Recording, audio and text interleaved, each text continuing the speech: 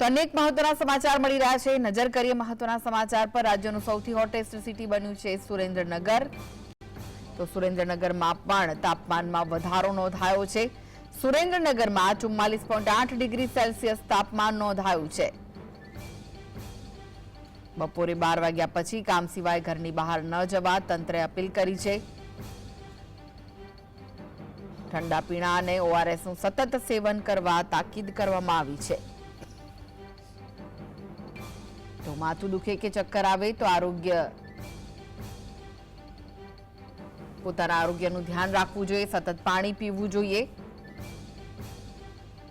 રાજ્યનું સૌથી hottest city Surendranagar બન્યું છે। 44.8 ડિગ્રી સેલ્સિયસ તાપમાન નોંધાયું છે।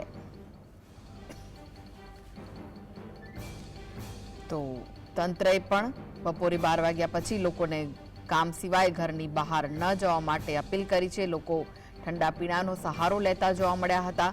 ઓઆરએસનું પણ સતત સેવન કરવા તાકીદ કરાઈ છે। પાણીની અછત શરીરમાં ન સર્જાય તેને લઈને તકેદારી રાખવા માટે લોકોને કહેવામાં આવ્યું છે। તો રાજ્યમાં સતત તાપમાનનો પારો વધી રહ્યો છે। ગરમી આકરું સ્વરૂપ બતાવી રહી છે। ત્યારે લોકોને બપોરના સમયે ઘરની બહાર ન નીકળવા માટે સલાહ આપવામાં આવી રહી છે। અને જો કામ હોય ને ઘરની બહાર નીકળો છો તો પૂર્ણ કપડાં પહેરીને, સુતરાઉ કપડાં પહેરીને નીકળવું જોઈએ। સાથે જ સતત પ્રવાહીનું સેવન પણ કરવું જોઈએ। ગરમીના કારણે રોગચાળામાં પણ વધારો થયો છે। ત્યારે રાજ્યમાં તાપમાનનો પારો સતત વધી રહ્યો છે ને હજુ આગળ પણ તાપમાન વધવાની શક્યતા હવામાન વિભાગ દ્વારા વ્યક્ત કરાઈ રહી છે। ગરમીનું પ્રમાણ વધ્યું છે। ઠંડા પીણા અને ઓઆરએસનું સતત સેવન કરવા લોકોને તાકીદ કરવામાં આવી છે। સુરેન્દ્રનગરમાં સૌથી વધુ ગરમી નોંધાઈ છે।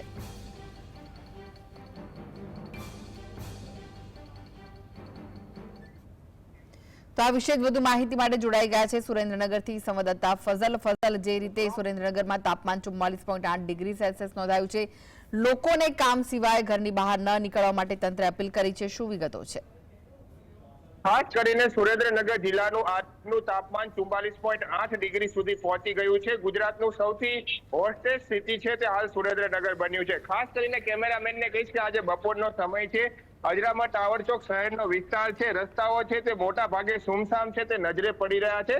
બપોરના સમયે લોકો ઘરમાં રહેવાનું વધુ પસંદ કરી રહ્યા છે। ખાસ કરીને સુરેન્દ્રનગર જિલ્લામાં લોકોને સાવચેત રહેવા પણ તંત્ર છે તે સતત અપીલ કરી રહ્યું છે। સતત બીજા દિવસે પણ સુરેન્દ્રનગર જિલ્લામાં યલો એલર્ટ આપવામાં આવ્યું છે, જેને લઈ હાલમાં અંગ દજાડતી ગરમી છે તે સુરેન્દ્રનગર જિલ્લામાં પડી રહી છે। કેટલાક શહેરીજનો આપણી સાથે છે, તેમની સાથે પણ વાત કરશું। હાલ તમે રસ્તા ઉપર નીકળ્યા છો, કેવી ગરમીનો માહોલ છે? ગરમી ખૂબ જ વધારે પડતી છે। પાણી પીવું જોઈએ। આ ગરમીમાં વધારે પડે હીટસ્ટ્રોક પણ લાગી શકે છે અને અન્ય બીમારી પણ થઈ શકે છે। અબોલ પ્રાણી માટે ઊંડાની વ્યવસ્થા કરવી પડે અને હાલ અત્યારે બને તેટલું 1 થી 4 વાગ્યા સુધી ઘરમાં જ રહેવું જોઈએ। ખાસ કરીને આ ગરમીનો માહોલ ચાલી રહ્યો છે, ગરમીથી બચવા તમે શું કરો છો? ગરમીથી બચવા સુતરાઉ કપડાં, આખી બાઈના કપડાં પહેરવા જોઈએ, પૂરતા ટોપી પહેરવી જોઈએ, રૂમાલ ઓઢવો જોઈએ, તેથી બધું કરવું જોઈએ। ખાસ કરીને સુરેન્દ્રનગર જિલ્લામાં ગરમીનો પારો છે તે સતત વધતો જઈ રહ્યો છે। આજે પણ 44.8 ડિગ્રી સુધી તાપમાન પહોંચી ચૂક્યું છે। હીટસ્ટ્રોકના બનાવો સુરેન્દ્રનગર જિલ્લામાં સતત બની રહ્યા છે। ત્યારે તંત્ર દ્વારા પણ હાલ અપીલ કરવામાં આવી રહી છે કે બપોરના 12 થી 4 અથવા 5 વાગ્યા સુધી ઘરમાં રહે, સુરક્ષિત રહે। કોઈ પણ પ્રકારે માથું દુખે, તાવ આવે અથવા તો શરદી ઉધરસ કે અથવા તો કોઈ પણ પ્રકારની લૂ લાગી જાય તો નજીકના આરોગ્ય કેન્દ્રમાં તાત્કાલિક સારવાર માટે પહોંચી જાય, તે માટે પણ તંત્રએ સૂચના આપી છે।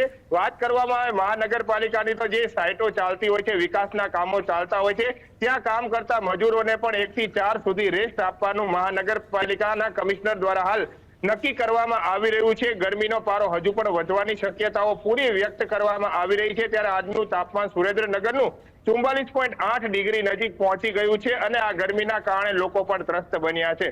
ખાસ કરીને જે તાપમાન વિભાગ છે તેમના દ્વારા જણાવવામાં આવ્યું છે કે તળેલો ખોરાક ન ખાવો, ચા ન પીવી, કોફી ન પીવી, તેના સ્થાને જે બપોરનો સમય હોય છે ત્યારે લોકો ઘરની બહાર કામથી નીકળે ત્યારે શેરડીનો રસ છે, વરિયાળીનું શરબત છે, ઠંડી છાશ છે, ORS સાથે રાખવા પણ અપીલ કરવામાં આવી રહી છે અને ઠંડા પાણીનું સતત સેવન કરવા માટે પણ હવામાન વિભાગે અપીલ કરી છે, આરોગ્ય વિભાગે પણ અપીલ કરી છે. સુરેન્દ્રનગર જિલ્લાનું તાપમાન 44.8 ડિગ્રીએ પહોંચી જતા રણના આગરિયાઓ પણ ગરમીના કારણે ત્રસ્ત બની ગયા છે. તેમને પણ બપોરના સમયે કામ ન કરવા માટે સૂચના આપવામાં આવી છે અને રણમાં હાલ આરોગ્ય વિભાગની એક ટીમ છે તે સ્ટેન્ડ બાય રાખવામાં આવી છે.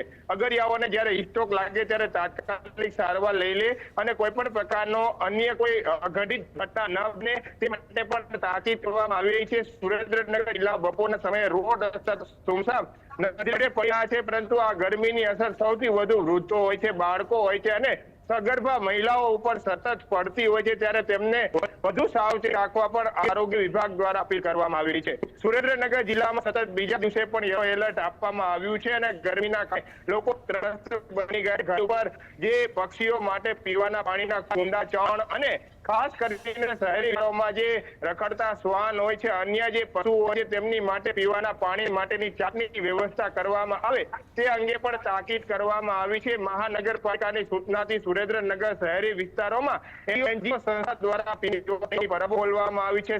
ખાસ કેન્દ્ર પણ શરૂ કરી દેવામાં આવ્યા છે. 108ની ટીમો પણ હાલ સ્ટેન્ડ બાય રાખવામાં આવી છે. ગરમીના કારણે પ્રજા ત્રસ્ત બની છે. આરોગ્ય વિભાગ અને ખાસ કરીને જે પ્રશાસન વિભાગ છે તેમની કામગીરીમાં પણ હાલમાં વધારો થયો છે. હજુ પણ ગરમી વધવાની શક્યતાઓ પૂરેપૂરી છે તે વ્યક્ત કરવામાં આવી રહી છે અને સુરેન્દ્રનગર હાલ ગુજરાત રાજ્યનું સૌથી હોટ બની ગયું હોય અને 44.8 ડિગ્રીએ તાપમાન પહોંચી ગયું હોય તે પ્રકારનું આજે જે ડિગ્રી નોંધાવા પામ્યું છે.